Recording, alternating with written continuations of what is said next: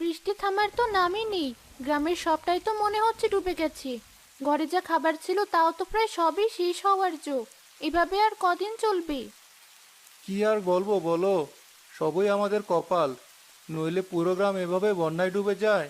দেখতে দেখতে সবাই কেমন ঘরবন্দি হয়ে গেলাম। হ্যাঁ দাদা, বন্যায় তো আমাদের স্কুলটাও বন্ধ হয়ে গেল। বাইরে পানি যেভাবে বাড়ছে, মনে তো হচ্ছে পানিতেই ডুবে মরতে হবে। ছি ছি মা, একথা মুখেও আনতে নেই। ভেবেছি আজকে সাঁতরে সাঁতরে একবার মোড়ল মশাই বাড়িতে যাব। দেখি উনি যদি গ্রামের লোকদের জন্য একটা ব্যবস্থা করেন। মোড়ল মশাই যেমন লোক, মনে তো হয় না উনি আমাদের কোনো সাহায্য করবে। তবুও কি আর করা, সাহায্য তো চাইতেই হবে। বন্যার পানি যেভাবে বাড়ছে, মনে তো হচ্ছে দুদিনেই ঘরও ডুবে যাবে। তখন ঘরের চালে গিয়ে আশ্রয় নিতে হবে।